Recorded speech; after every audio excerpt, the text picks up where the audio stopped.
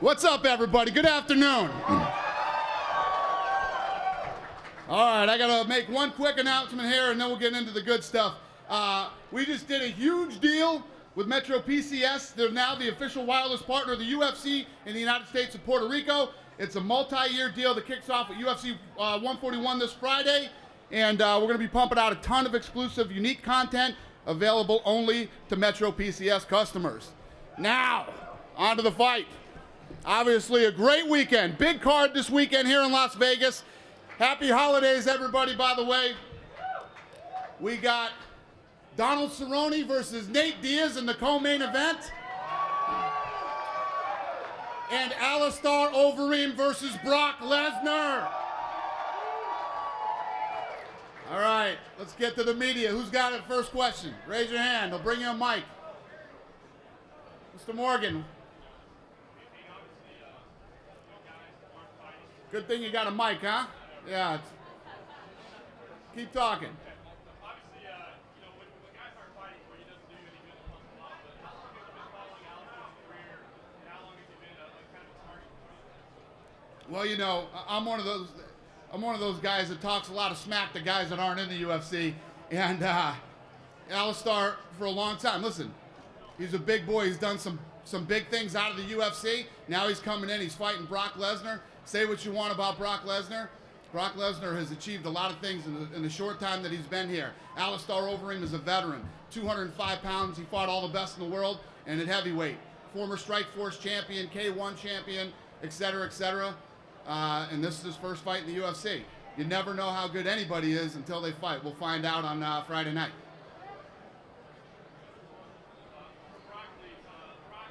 Can we get a mic that works over here?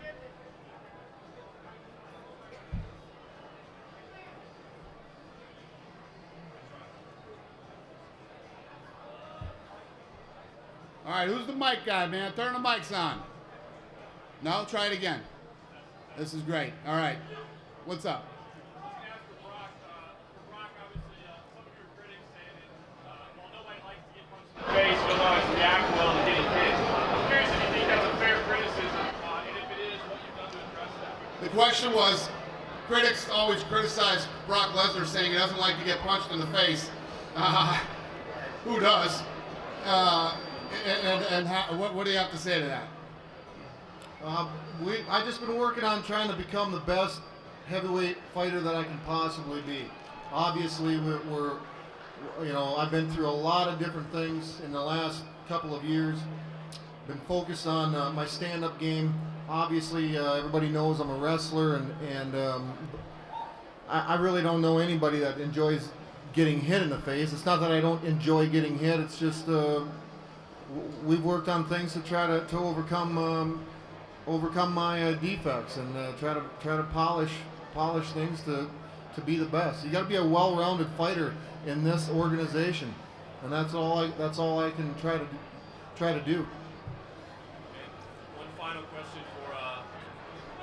I think it's working. Go ahead. Okay. One final question for Alistair. Alistair, you said you were a fan of Brock's, before you came to the UFC. Now you've gotten to spend a little time around him, filming promos and taking pictures and stuff like that. What are your impressions of him now that you've had some time around him versus what your expectations are? Yeah, I don't really have any expectations of him. Emotionally, there's not really any emotion. Well, like I said, I'm trained. I feel good. My shape is there, my conditioning is there, and I'm really looking forward to fighting Mr. Lesnar for this Friday.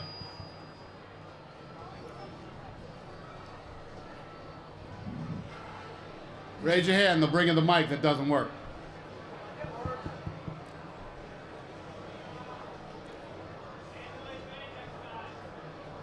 Brock, over here. It's working. There you go.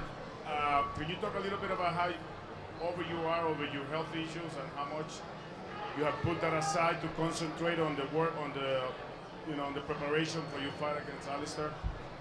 My health is 100%. The surgery was a success. If you guys follow the media, that question has been answered about 3 million times. I feel good. I'm ready, excited.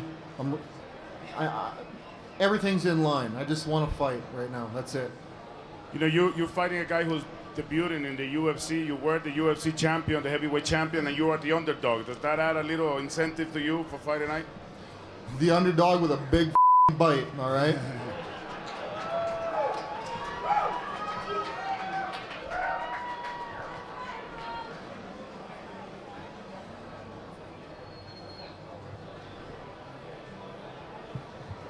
Hey Dana, can you talk about the lightweight fight? You know, the lightweight division is so filled with talent. You've been talking about it all year. Where was the win put either one of these guys as far as the title shot is concerned? They're up there. This is a big fight in that weight division. I love this fight. I'm as excited about the co-main event as I am the main event.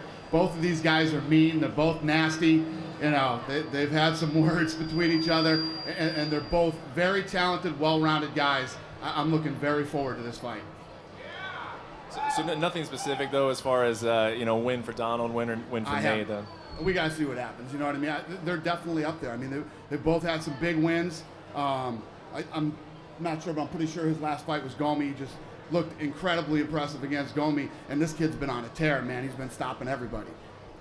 And then for Donald, I mean, you've had a terrific career. You only have 3 losses. They all came around kind of the same time frame, about it, you know, 1 year. Span of like 15 months, you lost those 3 fights. Is there anything you can point to that you were doing wrong? What do you attribute that kind of bad stretch for you? Just getting my mind right. If it was, you know, I just wasn't mentally ready. Those are big fights, title fights. I've been working with sports psychiatrists, getting everything lined up, getting my brain and my hands and everything to work together. And come Friday, it will. What do you think about Nate as an opponent? I mean, you've gotten into the UFC. You face some tough guys. Is it safe to say that Nate is definitely the top one that you're going to face so far, though? 100%. I've been following Nate and his brother for a long time. Those two come to fight. They're game opponents. No matter who, no matter what, they throw down. And come Friday, he will show up. I know that without doubt in my mind. He will come to fight, and it's going to be a very exciting, action-packed fight. And then one more for you, Dana. Before the WEC merged into the UFC, there was always talk about how would those lightweights fare against UFC lightweights. Now you got Ben Henderson fighting for the title. You got Donald on a tear. I don't think you ever really thought that the WEC guys were less than the UFC guys, but has it surprised you a little bit how these guys have been able to kind of run through the division and the it way was they never have? that thing was less. It was the lighter weight classes. I mean, basically, you know, we didn't have the lighter weight classes. The WEC did. It was never that they were lesser fighters or in a smaller league. It was a completely different. We had 55 and up. They had 55 and down. And yes, we knew, anybody who ever watched the WEC knew how exciting it was, and we knew it was going to be exciting once they came into the UFC.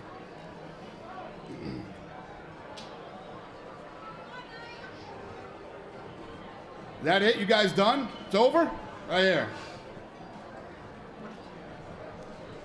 All right, Alistair, I think I saw that you predicted a first-round knockout in this. Why so confident? It's more if I look at the fight analytically, the type of fighter that I am, the type of fighter that Brock is, we're not the guys that wanted to go to the second round. I mean, he's gonna, judging him from his character in his previous fights, he's gonna come in for the kill, and so am I. So 1 + 1 is 2. Are you surprised you're a favorite? No, not really, because of course, I've been cleaning house overseas. I have a lot of experience.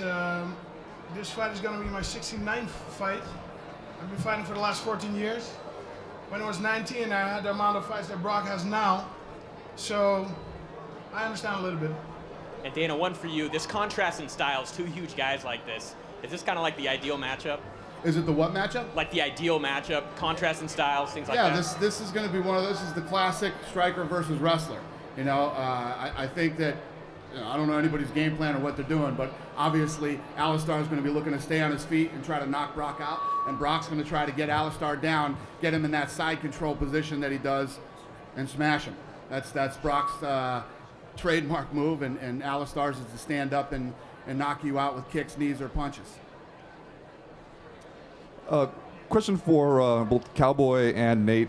Obviously, we've heard a lot about this kind of altercation you guys had. I've heard slightly varying stories from each of you. Maybe if you could each kind of recount exactly what happened there and what that whole situation was all about. Let's start with Cowboy.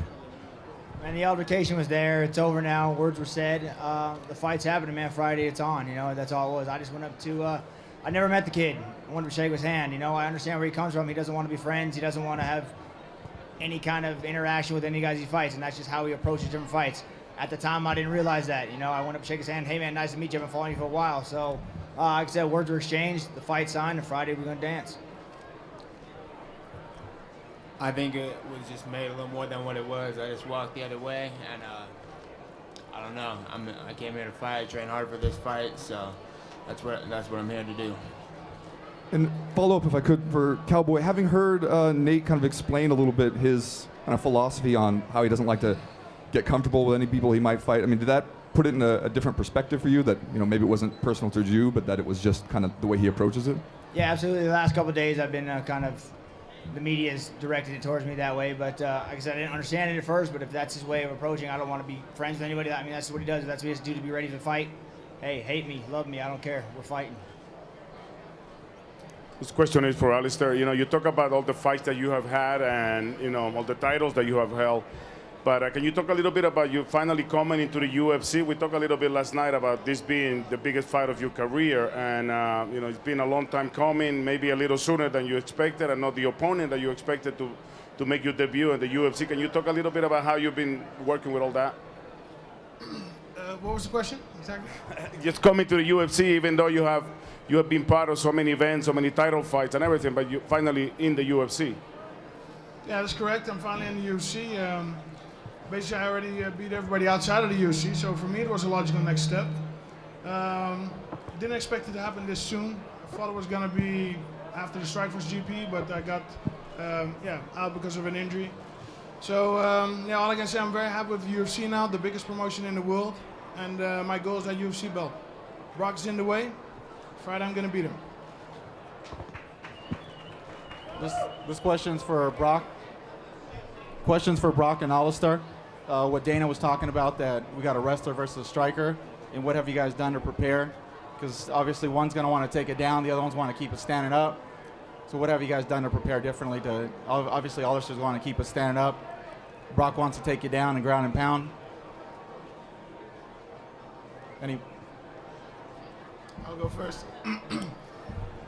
Yeah, I think you should never underestimate your opponent. So I think what Brock does is pretty straightforward. I think he has got better in the stand-up because mixed martial arts is a very complete sport nowadays, and he needs to be less one-dimensional and more, get a better stand-up. So, but you know, I'm ready for wherever the fight will go. If it's gonna go to the ground, I'm ready. If it's gonna be standing, I'm ready. I'm ready. What he said. Yeah, okay. They asked me to stand up. Hi, Dana. Hey, how are Happy you? holidays. You too. Good to see you. You too. So, I know you love to talk about what guys write online and how they love to come up with theories and keyboard warrior type things. So, the theory is that you wanted Alistair to fight Brock because you wanted to embarrass him because you didn't respect, you know, the other organizations, and that you're throwing him to the wolves and you specifically wanted him to lose. I just wanted to hear your comments on that theory. Well, here's the thing. No matter what anybody comes up with or what their ideas are, I have nothing to do with the fight. We make the fights, and these guys go in and fight them. Like Alistair said, he's been fighting since he was 19 years old or before that or however long he's been fighting. He's had 69 professional fights. He's one of the best 205-pounders in the world. He's one of the best heavyweights in the world. I don't make that decision on Friday night. They do. Right, and also just the idea though of your thinking. You had said initially that you were going to just give him a title fight, and that part of it was that, you know, Alistair wanted to fight right away. So did you want to give him the title fight because he was the Strikeforce champ, and you just wanted to unify? He was the Strikeforce champion. He could have come in and fought for the title, but everything is determined by timing. Timing when guys get injured. Junior Dos Santos just fought, and he didn't want to wait. He wanted to fight. So we got him a fight. We brought him in, and Brock Lesnar was ready to go, and so was Alistair. And that's great. And Alistair, I know we talked yesterday, but yeah, I mean, what do you make of that when people say that and have really, I guess maybe not paid attention to you before, but who think that this is a gimme for Brock? He's the favorite in the fight. He's like a 1.5 favorite. Yeah, another thing is once you start paying attention to what people write on the internet, if you start doing that, there's no end in sight. So better just focus on what you need to do. That's what I've been doing. I'm training, and let the guessing for you guys. Thanks. Now. Hey guys, kind of to give props to the large crowd that's been waiting hours to see you guys. Can you tell us what it's like to look out at everyone, all these fans that are here for you? Starting with you, Nate. I'm happy everybody came out for the show. I'm glad Friday night I get to showcase my skills in front of everybody here in Vegas on New Year's Eve and represent my team, my brother, my family, my training partners at Cesar Gracie fight team and the UFC. And thanks for coming out. Appreciate it.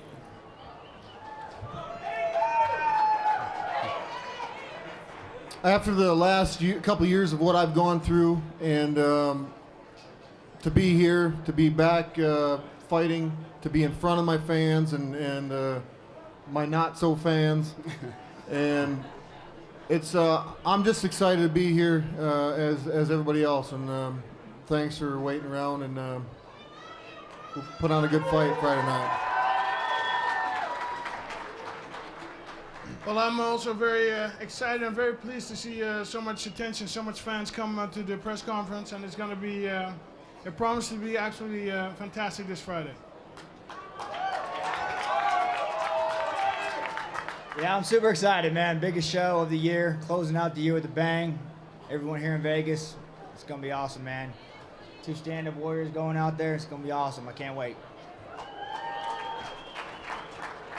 Dana, earlier today, Junior Dos Santos said that he was about 10 days away from being 100%. Assuming there's no major injury to the winner of this bout, when can we anticipate a title fight? Yeah, that's a good question. I don't know, and I didn't know that he was that close to being ready. But that's good news. Believe me, I got a lot of fights to do next year, so whoever the winner is from this fight comes out uninjured and, motivated to jump in and fight again right away, I'm all for it. So whatever happens, happens. One more question. Scott Coker mentioned recently that Strikeforce is going to be focusing more on the lighter weights. With the conclusion of their heavyweight tournament, is there any... Not more in the lighter weights. 205, 185, 170. Okay, well, not the heavyweight. Right. With the conclusion of their heavyweight tournament, is there any thoughts about bringing that winner over to UFC? Yeah, they're going to fight one more time on Showtime after that fight. And then, yeah, we'll be looking to bring some guys over here in the UFC. Thank you. Yep. This question is for Brock. Brock, I have to tell you, you really impressed me on UFC on Fox on your debut. When you were a commentator, you were speaking, you were on the show, you did fantastic. I was thoroughly impressed. Do you see more TV in your future like that outside of the octagon? Oh, yeah, he's a real bundle of joy. And Dana, you were great as always. It was always a pleasure to see you. Of course, we are a Fox station, real so. fun and so fun being around, just spending quality time with him and hanging. You know what I mean? Did you have fun? I mean, did you prep for it? Did you read the teleprompter? What did you do? I've been in front of the cameras for a long time. My stint in the WWE helped groom me in many different ways other than just being in the octagon. Now this is my presence here is to showcase my skills and to showcase amateur wrestling and just as these other guys showcase kickboxing or jiu-jitsu, and they all come from different backgrounds but I really did enjoy the Fox the analytical side of things and up until now I haven't really given it much thought. I'm a fighter right now. Gotcha. And that's what I want to do right now. Well, we're a Fox station, so we'll see you back on Fox January 28th. Woo! Thank you. Question for Alistair over here.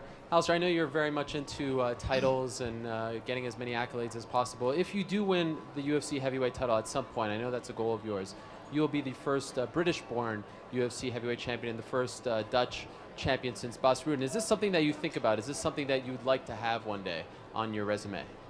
Definitely. The UFC title would be the crown of my career, but let's not look at other things. Let's not look at Brock Lesnar. Focus on Friday, and then what comes after comes after. But the UFC title definitely is on my list. And a question for Brock over here as well. you mentioned obviously your background in WWE, and it seems as though you've turned a corner in terms of acceptance. People no longer really refer to you as a former WWE wrestler. They call you former UFC champion. Do you still feel as though you represent that world, though, being the probably most popular guy to come over from that world into this world? Well, I was a former WWE champion. I mean, if you've lived in a cave for the last 50 years, you probably think it's real, but it's not. Sorry, but but at the end of the day, what got me to that stage was being an amateur wrestler and being a Division I NCAA champ, and so it's just been my career, and I haven't labeled myself that. I go as Brock Lesnar, the UFC fighter, and you guys can put whatever label you want on me. I don't really give a shit. Okay, and then just a quick one here for Donald. Yesterday at the media workouts, it sort of overlapped. When you came in, Nate was still around. Nate wasn't really happy about that and left. I was wondering if you did that on purpose. Did you try to expedite things to sort of work out in front of them? Was that sort of gamesmanship on your part, or was that just a coincidence? No, it's just a coincidence. Brock was coming right in behind me. I was in the back. They're like, "Hey, we got to bring you out. Do you mind going out there and working out while he's out there doing?" I was like, "No, I mean." So it just happened to work out like that. Wasn't planned by any means, but I don't know. Okay. And final question for you, Donald, as well. You've talked about the mental aspect of the game and how you've sort of overcome that. You've worked with a psychiatrist. This is the highest that you've ever been on a UFC card and the most promotion you've received. How are you dealing with that mentally and not letting that get to you? And that's the goal. That's what I've been working the hardest to get to. See if I can come alive Friday night, and everything's going good. Mentally, I'm the strongest I've ever been. Physically, I feel the strongest I've ever been. So it's time to get it. Hi, Alon Pdut from Energy Sport Israel. First time that major Israeli media sent someone to cover this. Right. So there's a growing community. I don't know if you all know that, but in Israel there's a huge and growing MMA fan. So I like it. Yeah, it's great. And my question is actually for you, Alistair. You've been on a tear. Most of your big wins came in the first round, so I understand why you won this one to go in the first round. But in your last fight with Verdum, you kind of struggled. In the third round, it seemed like you were a bit tired, even exhausted, I might say. What happened there, and can you sure it's not going to happen in this fight if it will actually come to the third round? Well, what happened was it may seem that not a lot happened in the fight, but a lot did happen. I mean, Verdum, in my opinion, is the best grappler in MMA. He had a very nice winning streak and a very strong win over Fedor. And he's definitely not an opponent to be taken lightly. I had some issues in the preparation of the fight. I broke my foot, which hampered me in some conditioning training, some running. I couldn't run anymore. Switched to swimming though. But it was, all but all, it was not optimal. And then in the fight, I broke my rib. So there were some factors. It was not the most beautiful performance, but nevertheless a dominant one. And then again, Verdum is not a guy to take lightly. He's a strong, dangerous opponent and a clever fighter as well. Thank you.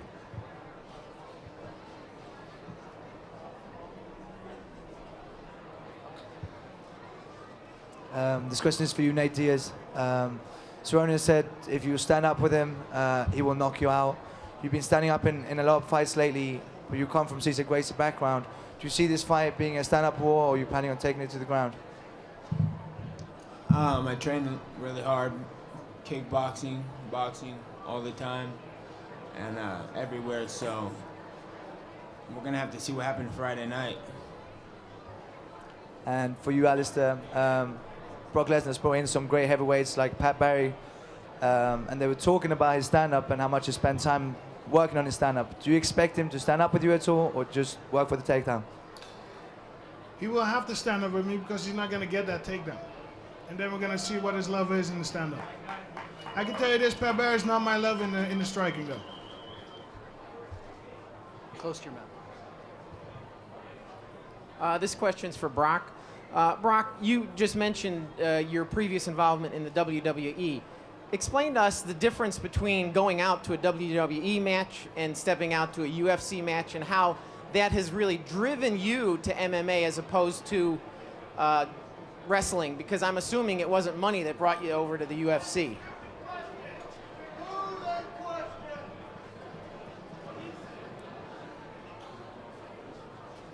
When I was in the WWE, I mean, it's show business. You know, we go out.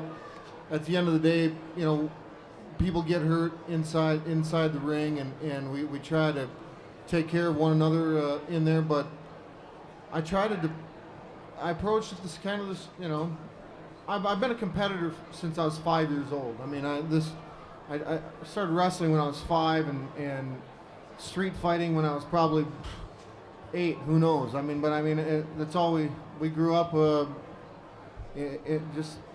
There was nothing much else to do.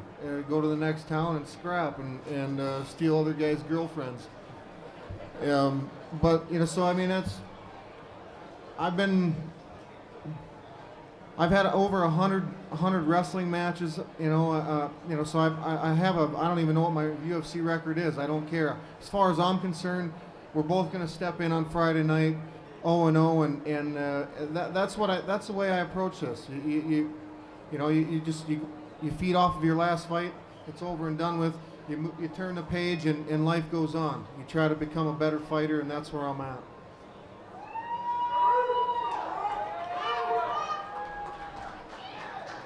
We'll take one more question here. Do any of you have any question? Then I'll open it up to the fans. Here we go. For Dana, can you just talk about, this is the second long stretch you've had without Brock around, missing periods of action. Can you talk about what he means to the company and how important it is for him to be headlining events as far as sales and that thing? Yeah, well, not only Brock, but the heavyweight division right now. I say it all the time. The heavyweight division is bigger and better than it's ever been, and it continues to get bigger and better.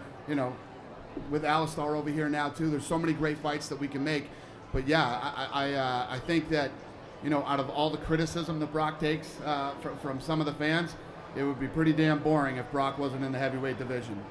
It's exciting. It's fun when he's here. His fights are exciting, and like I said, he's a guy who's accomplished a lot of things in a short amount of time, and especially being a guy who's come over and really with the. I've said this many times, honestly, before. He came over here 1-0. Nobody walks into the UFC 1-0 and then comes in and then fights the best heavyweights in the world. We didn't throw cream puffs at him. You know what I mean? He's fought the best in the world since he's been here, and he's done pretty damn well. As this is Alistar's introduction, really, to the American fans. As a promoter, as a company, how concerned are you that so much of the talk leading up was about the testing policies and all that leading up to, instead of introducing him to the fans here? Yeah, it's just one of those things that happens. Listen, this guy's the most tested guy in sports right now, For those of you that know the story, he was over there. His mother was ill, and he was over in Sweden. Thing got mixed up. He came over here, did everything he was supposed to do, got tested, and here we are today. Right. And last question for Donald. Will you try to shake Nate's hand after the fight? Will I shake his hand after the fight? Probably not, no.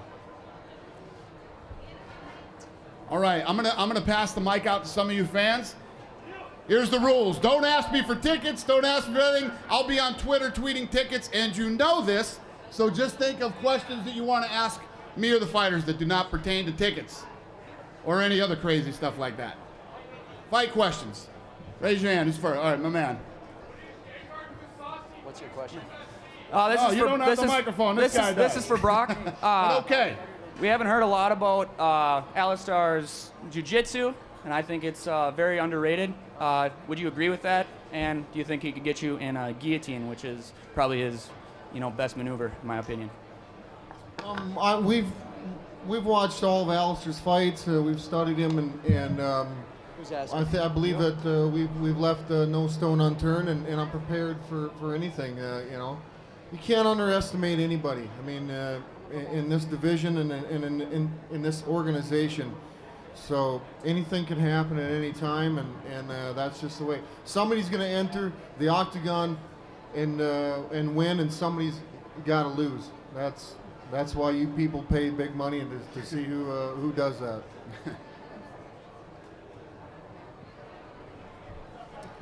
Hey, sweetie, go ahead. Nate, is your jiu-jitsu better than the Cowboys?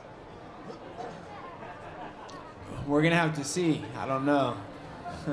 but I train with top level jiu-jitsu guys, so Go Nate! Woo! thank you.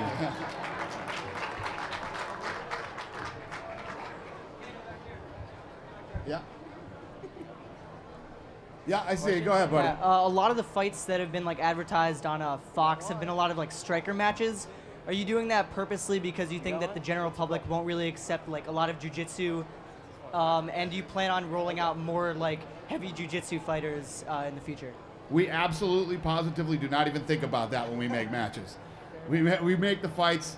The thing is, everybody asks me all these questions about the Fox deal. What about this? What about that? Fox knows what they got into. They're in a 7-year deal with us, and they know what the sport is. They know what it's about. The hardcore fans and the people who have come on over the last 4 or 5 years understand the sport, and the rest of the world will too after the next couple of years. We don't have to put on just strikers. You guys know how exciting when 2 grapplers go at it, and it's just as exciting as any knockout or any stand-up war. So no, we don't think about that stuff. Hey Cowboy, this is for you. This will be your 5th fight in the year. So win or lose, come to on Friday. You looking to get back in the cage as quick as possible and whip some more ass? Yeah, definitely as quick as possible. Hopefully I can get out there and fight in Japan in February, so that'll be badass.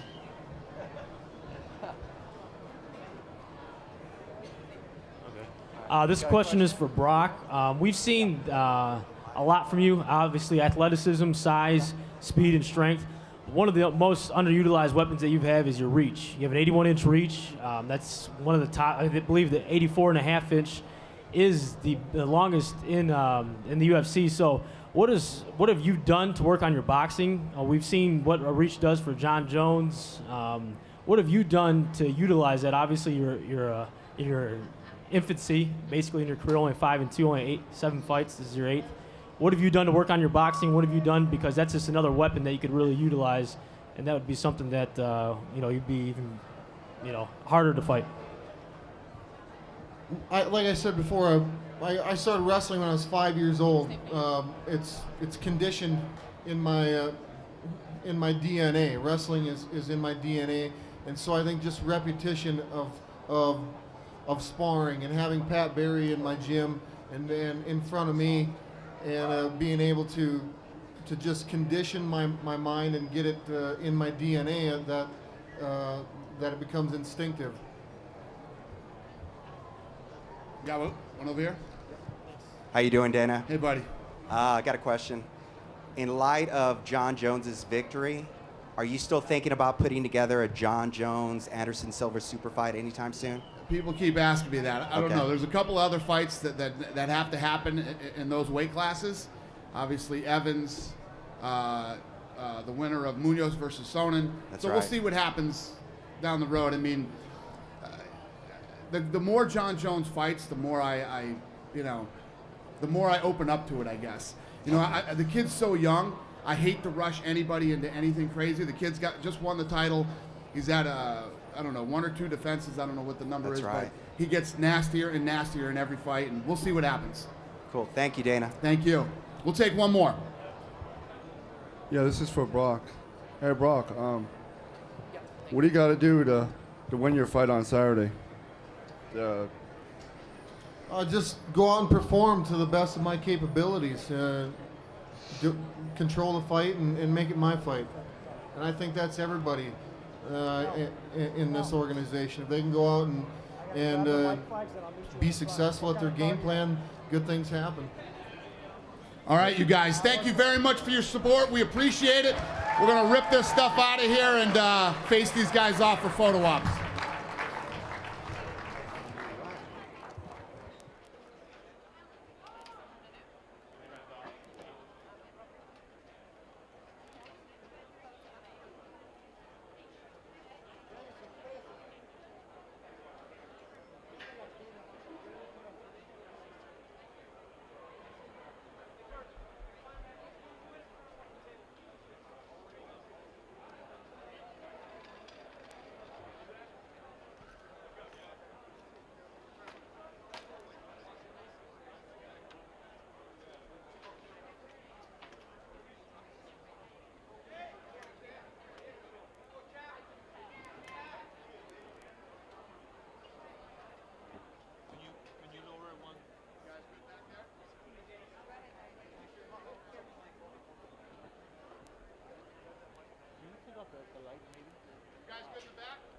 better?